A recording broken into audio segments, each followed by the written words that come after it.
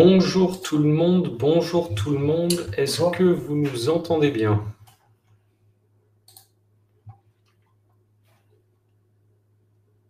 Alors on va attendre les premières réactions pour voir si le son est OK de votre côté.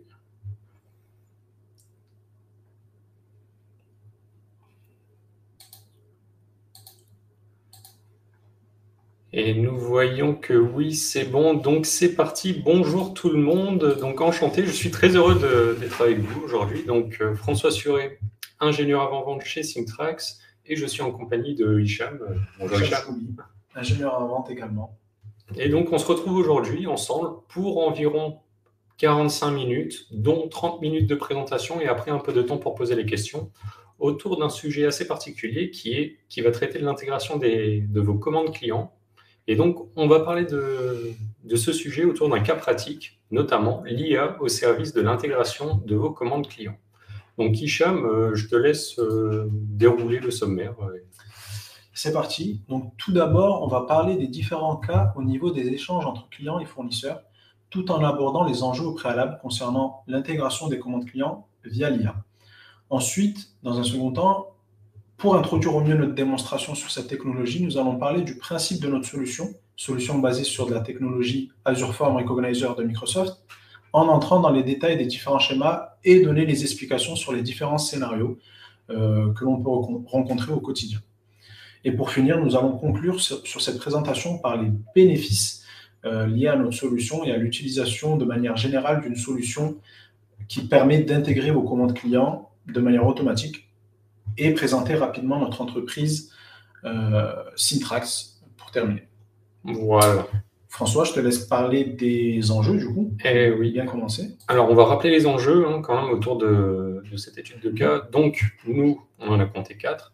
Il y a donc l'adaptation des contraintes de vos clients, la redondance des tâches administratives, la limitation des erreurs humaines, ainsi que l'intégration automatique des données extérieures dans votre ERP. Donc, pour préciser un peu ces 4 enjeux, qu'est-ce que c'est? Donc, l'adaptation de des contraintes de vos clients.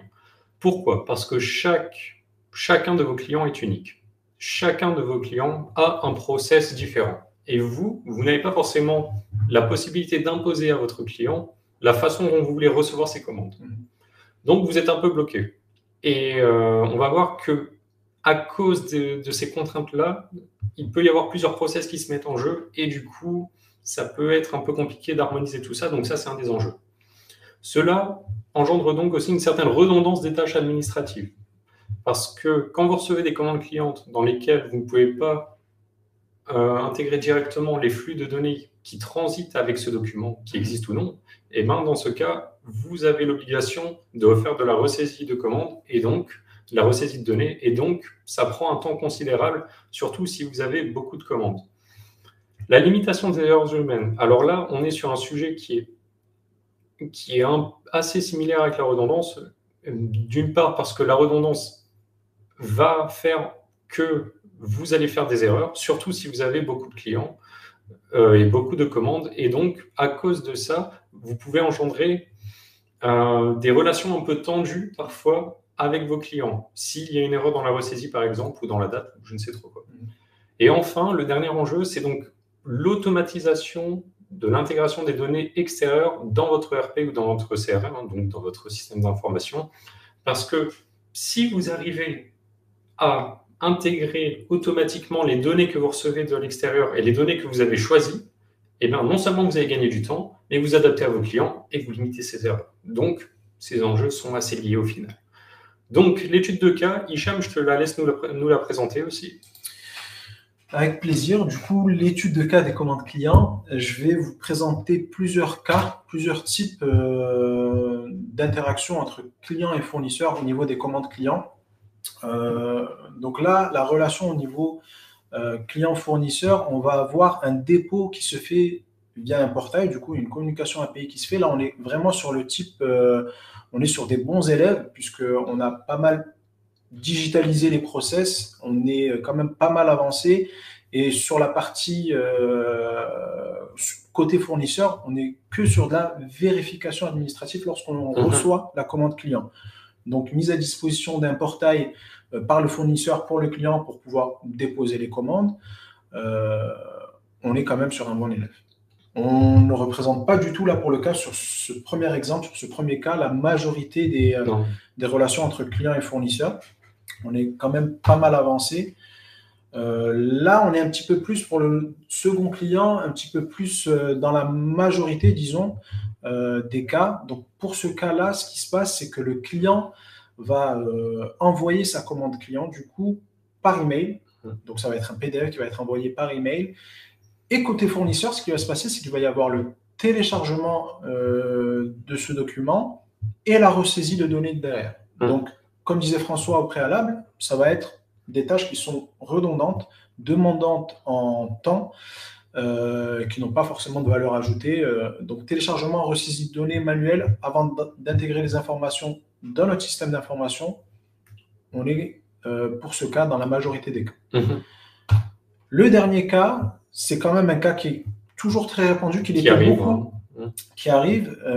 beaucoup auparavant, qui est un petit peu moins présent aujourd'hui, mais qui arrive quand même. On le rencontre de temps en temps. Ça va être une communication qui se fait par voie postale. Le client va envoyer sa commande client via une lettre qui est envoyée par la poste. Et ce qui va se passer côté fournisseur, c'est que plusieurs tâches redondantes vont être effectuées, comme l'ouverture du courrier, le scan du document, l'archivage et la ressaisie de données manuelles avant d'entrer les informations, du coup, enfin, ressaisir les données manuellement pour entrer les informations dans le système d'information. Donc là, on est vraiment sur le moins bon élève, puisque au niveau des délais, au niveau du temps de traitement, ça prend énormément de temps. Ne serait-ce que pour envoyer la commande par voie postale, on a un délai qui est effacé pour les autres cas. Et via notre solution, on va quand même, parce que toute infrastructure est améliorable, je parlais de bon élève au début par rapport au client 1, on va voir que notre solution permet même d'améliorer ce type de cas-là. Je te laisse présenter en détail notre solution, François. Bah oui, donc là on a vu 3 cas distincts. Donc nous, qu'est-ce que nous allons faire pour pallier à ce problème, à cette situation? Donc là, vous allez voir ce petit GIF qui est animé et qui va tourner en boucle. Nous, on a donc notre solution Compleo hybride. Comment elle fonctionne? Donc vous avez vos clients qui vont vous envoyer leurs commandes. Là, ils vont vous envoyer les commandes par divers canaux d'acquisition, comme par email, par PDF, par voie postale, ou encore aussi par API. Donc les 3 cas que Hicham vous avait présentés. À partir de ce moment-là, nous, on arrive à centraliser ces flux, les récupérer, et notre solution Compleo hybride va donc récupérer la commande et va l'envoyer à Azure Form Recognizer. Donc Azure Form Recognizer, c'est donc une brique technologique d'intelligence artificielle que nous avons en partenariat grâce à Microsoft. Et donc, nous, on va donc envoyer la commande du client à Azure Form Recognizer. Azure Form Recognizer va être capable de reconnaître les formes du document. Donc, c'est un peu plus poussé que de l'OCR parce que là, on va arriver à des ratios qui sont beaucoup plus élevés que de l'OCR, mais c'est une technologie assez différente. On va y revenir un peu plus tard. Ce que je veux dire par là, c'est que Azure Form Recognizer va donc être capable de récupérer la donnée et de l'extraire et d'en faire un fichier, notamment JSON, pour ceux qui ont un peu des compétences en informatique. C'est donc un fichier semi-structuré que l'ordinateur et la machine est complètement capable de lire, beaucoup plus simplement qu'une image ou un PDF. Okay, donc, Azure Form Recognizer, c'est reconnaître les données, et si ça correspond aux données que vous souhaitez incorporer dans votre système d'information, si la lecture s'est bien passée, l'intégration dans votre système d'information se fait automatiquement. En revanche, il arrive que l'intelligence artificielle, parfois, elle peut avoir un peu de mal à lire les données, et donc là, il y a nécessité d'avoir une interaction humaine pour vérifier si ce que l'intelligence artificielle a compris ou non.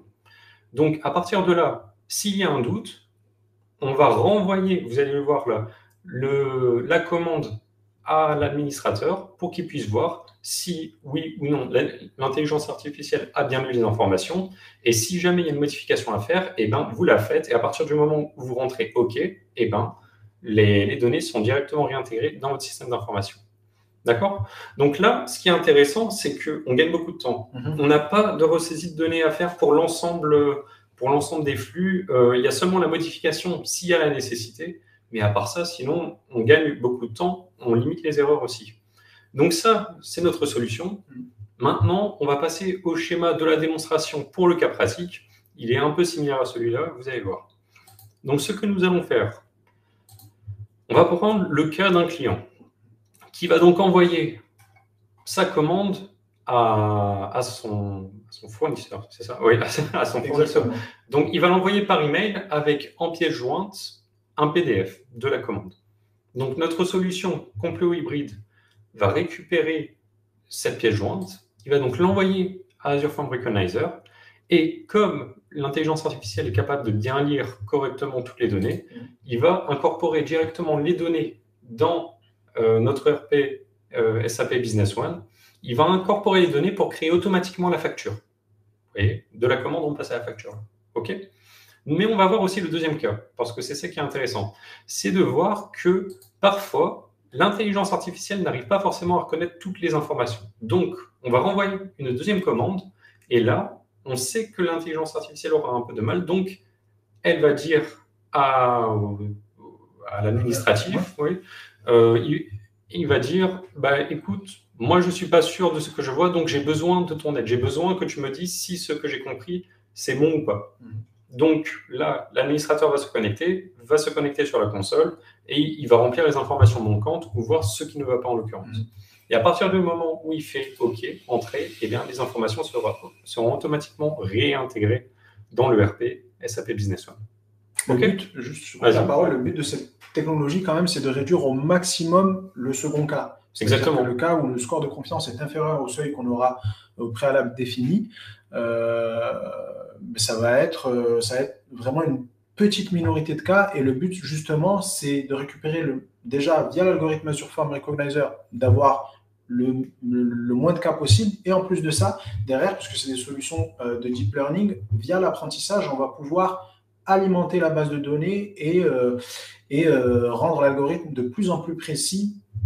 Plus on a de documents de l'autre côté, plus l'algorithme sera précis et moins on passera par l'étape de vérification et de validation. Et plus vous gagnez du temps, du coup. Exactement. Voilà.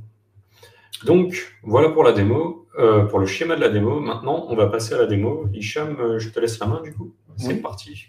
Alors, sur la démo, je vais intervenir j'aurais aimé rapidement ça. Je vais intervenir sur la partie du haut, pour le coup. Je vais montrer qu'au niveau de la relation de client et fournisseur et l'envoi de la commande client, j'ai un score de confiance qui est élevé, tout est OK et tout est réintégré automatiquement dans mon ERP. Exactement. Donc, ce que je fais, c'est que je me connecte à ma plateforme démo. Dans un premier temps, je me positionne en tant que client. Donc, en tant que client, ce que je vais faire, c'est envoyer à mon fournisseur ma commande. Hop, je choisis la bonne commande. Bon, je peux écrire un petit objet. Bon, pas forcément de message derrière, on n'est pas obligé. Et comment ? Pardon ? Montre un petit coup la commande. Ah oui, bien vu. Je vais vous montrer à quoi ça ressemble. Donc, c'est une commande assez classique. Là, on va avoir le nom du fournisseur. En bas, le nom du client. Quelques informations, pareil, assez classiques. Le numéro du client. Hop, les quantités de ce qu'on vend. Les différents champs. Les différents champs, le montant total. Donc, tout ça, c'est possible de le récupérer via notre solution et d'afficher, par exemple, pour l'étape de vérification et de validation, afficher que ce qui nous intéresse ou afficher ou remonter dans notre ERP que ce qui nous intéresse. C'est-à-dire que si on a besoin de toutes ces informations, on peut les sélectionner. Si on a besoin du numéro de client, mais pas forcément de l'adresse de livraison, on peut sélectionner ce qui nous intéresse. Donc, j'envoie ça pour le coup. Ah, il faut fermer. Alors, je ferme ça. Donc, normalement, ça a bien été envoyé quand même. Des fois, Outlook est capricieux, mais là, ça va. Non, là, ça va. On est assez rapide. Donc, on voit que en tant que fournisseur, j'ai bien reçu ma commande. Enfin, ça a bien été envoyé pour le coup, désolé. Hop. Et en fait, normalement, en tant que fournisseur, je suis censé recevoir un mail, je vais juste le réactualiser. Une une notification qui nous dit que la commande a bien été intégrée automatiquement. Donc ça, c'est suivant. Parfois, c'est assez rapide, parfois, ça ne l'est pas. Non, Là, mais ça c'est assez va. rapide, c'est assez rapide. Donc là, ce que je reçois en tant que fournisseur, c'est, cher utilisateur, votre commande a bien été envoyée dans votre ERP. Commande, comme l'a dit précédemment François, qui va être réintégrée automatiquement dans notre ERP en tant que facture. Pour créer la facture, récupérer Voilà. les éléments de la commande pour créer la facture derrière. Exactement. Donc, ce que je fais quand même, moi, avant, c'est que je vais vous montrer la plateforme Azure Form Review. Moi, j'y passe pas pour mon cas parce que ben, tout est OK. On est au niveau, toutes les informations ont été réintégrées dans mon ERP correctement. Et d'ailleurs, j'ai la possibilité aujourd'hui, le 20 septembre à 14h45, de voir que ça a été vérifié automatiquement. Je n'ai pas eu à faire de vérification supplémentaire. Là, ça, au niveau d'Azure Form Review, c'est une interface assez classique. N'hésite pas à me couper la parole, François, si j'oublie quelque chose. Mais c'est une interface assez classique où là, par exemple, sur le haut, on va avoir des process qui sont définis par le fournisseur, du coup, en collaboration avec le client, pour du dépôt manuel ou automatisé. On peut automatiser également, mais ça va être du dépôt mis en place d'un portail qui va. Donc, c'est le premier cas client que j'ai présenté au préalable.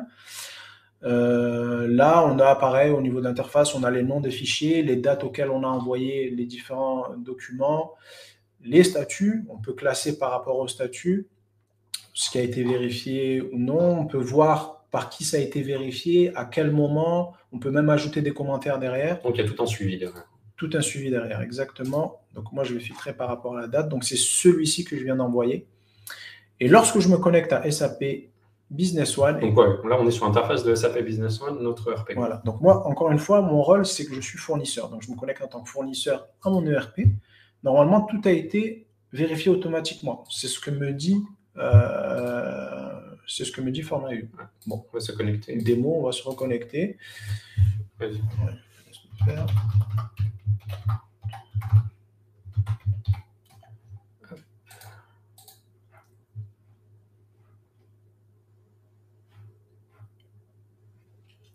Voilà.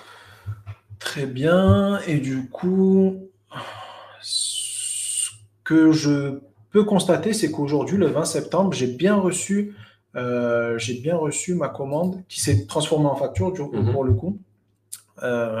Et je vais faire une petite comparaison par rapport aux différentes informations. Si je réouvre ma commande, hop, juste baisser ça. Et zoom un peu. Ouais, c'est bien. Non, c'est bon, ça va. Ce que je peux voir, par exemple, sur ce qui a été réintégré en tant que facture dans mon ERP, on peut voir que les valeurs correspondent. On a 25 305, 25 305. Si on regarde au niveau du montant total, 3612,50 $. Ici, si on descend, 3612,50 $. Donc voilà, c'est de l'instantané, c'est de l'automatique. En tant que client, pour faire bref, j'ai envoyé ma commande client qui a été réintégrée directement chez mon fournisseur dans son ERP. Ça, c'est le cas où tout fonctionne bien et c'est la majorité des cas. François, je te laisse présenter le cas où justement on doit faire un check manuel derrière. Donc là, déjà, ce qui est quand même pas mal, c'est que sans contraindre votre client, vous arrivez à automatiser le processus et dans ce cas, vous arrivez à gagner du temps. Donc là, c'est quand même pas mal. Mais là, on va voir donc le deuxième cas qui est si on a une information que la machine a du mal à lire, l'intelligence artificielle en l'occurrence. Donc, ce que nous allons faire, nous allons voir ensemble à quoi ressemble cette commande. Hop. Alors, vous allez voir, la commande, c'est la même, sauf que il y a quelques instructions, écritures manuscrites qui ont été apposées. Donc là, en l'occurrence, on a mis 10 unités ici, et là, une centaine. Et on a changé du coup les totaux, les montants totaux pour chaque item. Donc là, on va voir ce que l'intelligence artificielle est capable de récupérer comme information ou pas. Donc, ce que je vais faire, c'est que, comme Hicham l'a très bien fait, je vais aussi envoyer un email à DemoUser. Je vais aussi fermer la pièce jointe.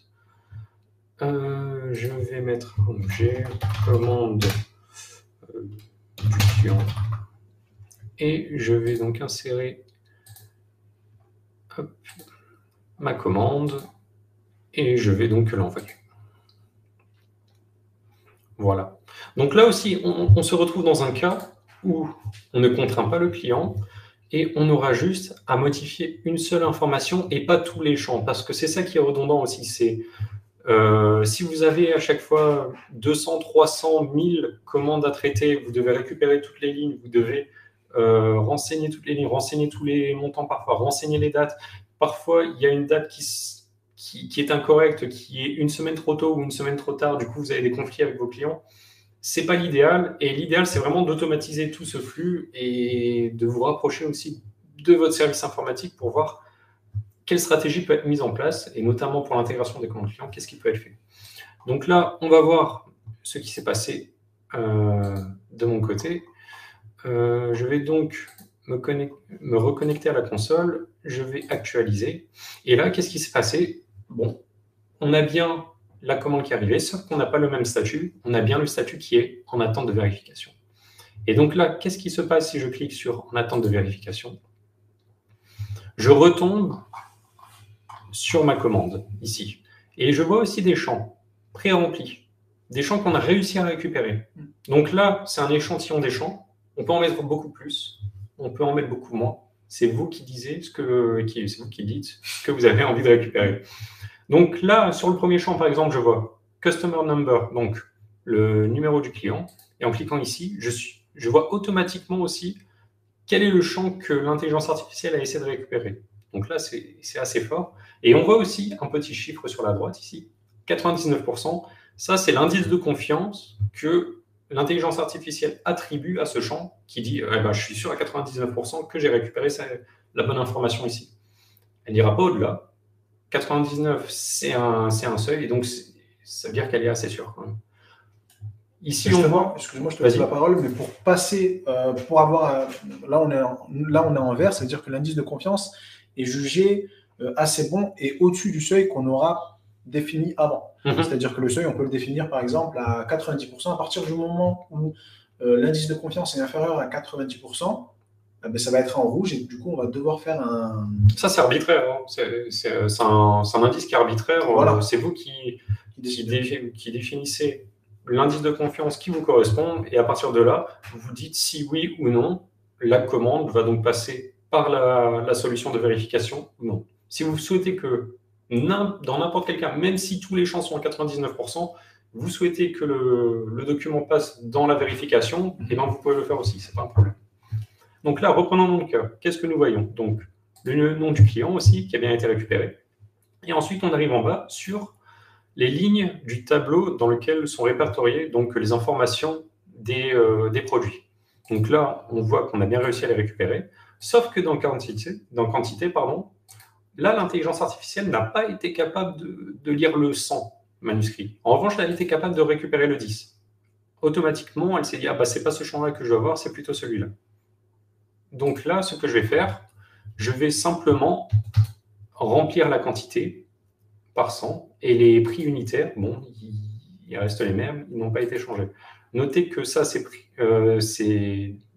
variables ici n'ont pas été récupérées parce que nous, on a décidé de ne pas récupérer les totaux récupérés. On a décidé de récupérer uniquement la quantité et le prix unitaire. Okay. Donc à partir de là, moi, ce que je fais, je fais juste OK, je suis sûr de vouloir envoyer le document. Et à partir de là, le statut passe à vérifier. Et à partir de là, encore une fois, les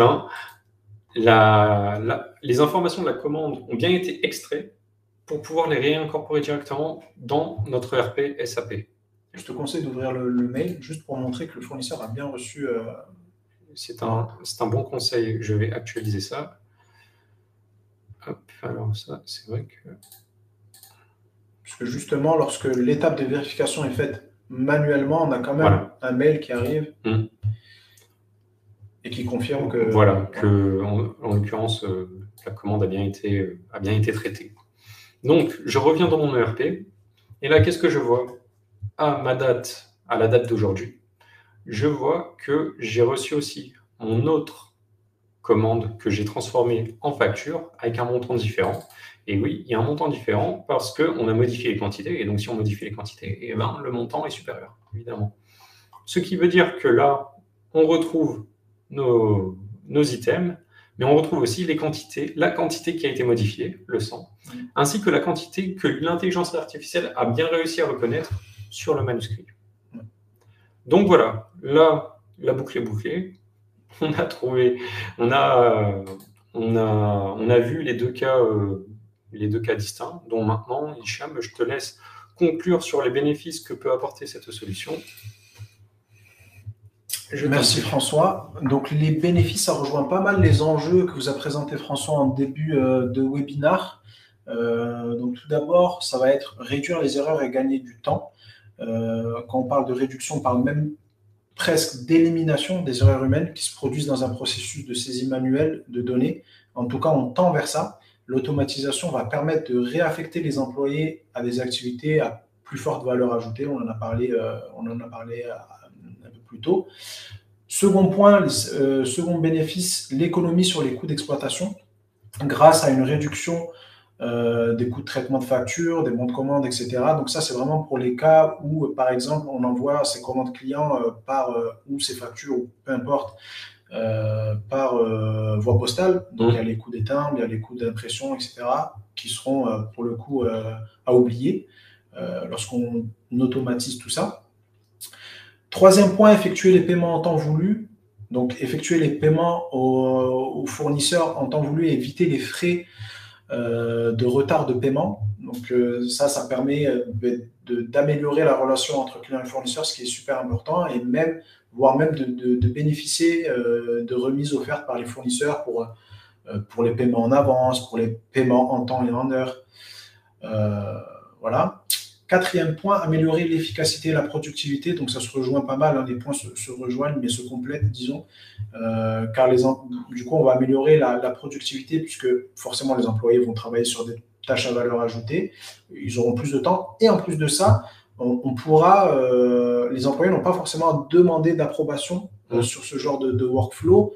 Tout est bien défini au préalable et telle commande client va à tel service, à tel département, etc. Donc, tout est bien huilé, disons, tout est bien organisé pour qu'un employé n'ait pas forcément demandé l'approbation à un autre employé et que ce soit le plus fluide possible. Et dernier bénéfice, l'optimisation de la relation client-fournisseur. J'en ai déjà parlé, ça rejoint le point numéro 3, mais c'est un tout, hein. Ça évite... éviter le conflit. Ça évite le conflit, mais pour plusieurs raisons, par rapport au paiement, mais aussi par rapport aux erreurs qui peuvent intervenir sur la saisie manuelle. Là, on limite pas mal les erreurs, donc optimiser la relation client-fournisseur. Je vais passer sur notre entreprise Syntrax pour conclure. Donc chez Syntrax, on est une entreprise française avec 7 bureaux dans le monde. Avec François, nous sommes basés à Nîmes, dans le sud de la France, et on mise beaucoup sur la proximité avec nos clients. C'est d'ailleurs pour ça qu'on a 7 bureaux dans le monde. On supporte nos clients partout dans le monde 24 heures sur 24, 5 jours sur 7. C'est d'ailleurs cette même proximité qui nous a valu 12 années de fidélité client. On a su s'adapter aux besoins de nos différents clients et s'adapter aux différentes innovations technologiques qu'il y a eu ces dernières années. Plus de 3000 installations, c'est important d'en parler, ça témoigne quand même d'une certaine expertise durant ces dernières années, acquise durant ces dernières années. Dans le domaine du document management, etc. 3 partenariats technologiques, Microsoft, SAP, IBM. D'ailleurs, c'est le cas de notre webinaire là. C'est une solution développée en partenariat entre guillemets avec Microsoft. On utilise Azure Form Recognizer, une solution de Microsoft. Et ces partenariats technologiques sont gages de qualité et nous permettent d'obtenir des solutions certifiées. C'est à peu près tout. François, tu peux nous montrer sur quel autre domaine nous intervenons? Oui. Donc là, on a vu un petit peu. Donc on a vu un cas concret sur les commandes clients. On a vu aussi un petit peu la modernisation des flux de DI par API parce que on sait traiter les requêtes d'API, on sait refaire de la réincorporation d'informations, récupérer l'information de l'extérieur. Là, c'est ce que nous avons fait pour notamment la réintégration des données dans SAP Business One. On a utilisé notamment les requêtes d'API. On intervient sur d'autres sujets. On intervient sur, vous devez le savoir, la facturation électronique automatisée, car en mi-2024, la loi finance stipule que l'on va devoir tous passer par la facturation électronique, c'est-à-dire que à partir de 2024, on va devoir accepter toutes les factures électroniques, mais aussi les grandes entreprises vont devoir envoyer des factures électroniques. À partir de 2025, les ETI vont devoir envoyer des factures électroniques. Et à partir de 2026, tout le monde va être dans l'obligation d'envoyer des factures électroniques. Et une facture électronique, ce n'est pas uniquement une facture envoyée par PDF à son fournisseur. C'est bien plus que ça. Si vous voulez un peu plus d'informations, moi, je vous conseille de regarder les autres webinaires qu'on a traités à ce sujet, parce que c'est quand même un sujet assez complexe. Il y a quand même une révolution qui va se faire au sein de votre administration, mais aussi de votre service informatique concernant la facturation électronique. Donc, allez les voir. On traite aussi des workflows et de validation intelligent et aussi de la signature électronique. Donc là, on est vraiment sur des solutions d'entreprise et pas des solutions standalone. Et on intervient aussi dans la transformation digitale des documents, c'est-à-dire récupérer la donnée des documents ou réincorporer de la donnée dans le document si ces données n'apparaissent pas. Voilà. Donc, je pense que nous avons fait le tour. Maintenant, place aux questions si vous en avez. On va donc y répondre suivant ce que nous avons.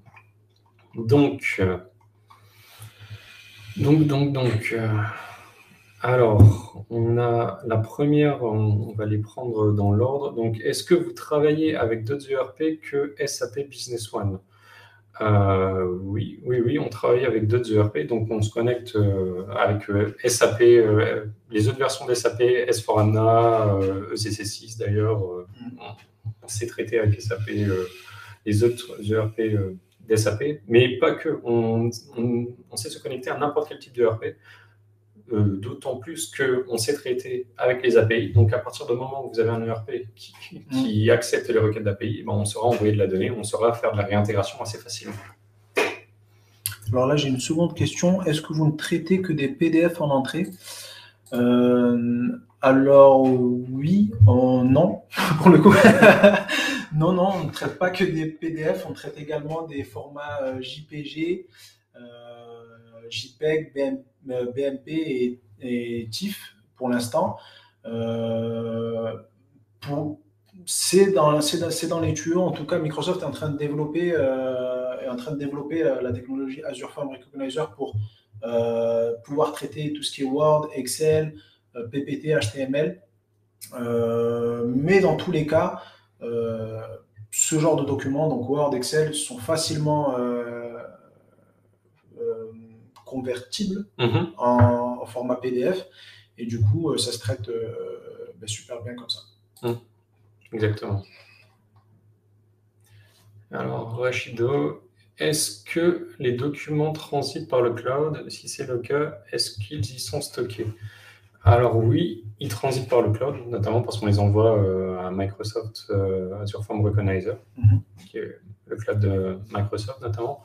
Et est-ce qu'elles y sont stockées? Alors, elles y sont stockées, mais pour une période définie, et même ça, je crois que c'est variable, mais il me semble que c'est 24 heures. C'est ça, exactement. En fait, ce qui se passe, c'est que le PDF, lorsqu'il est envoyé à Azure sur l'étape, du coup Azure Form Recognizer, il est directement détruit à partir du moment où le JSON est généré. Par contre, lui, le JSON, donc fichier semi-structuré, reste dans le cloud 24 heures avant destruction.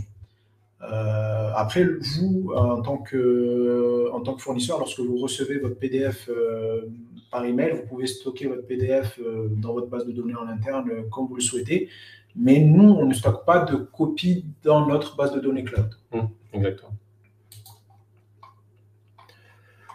Donc voilà pour ce qui est des questions. Donc écoutez, si on n'a pas plus de questions, nous, on va s'arrêter là. Donc on vous laisse nos informations si jamais vous avez un projet qui ressemble de près ou de loin, ou si vous voulez un peu plus d'informations, notamment sur nos modules d'intelligence artificielle et autres, ce qu'on vous a présenté par la suite. Donc voilà, nous on était très heureux d'être avec vous et on vous remercie de votre participation en tout cas. Eh bien, merci, au revoir. Merci, bonne journée, au revoir.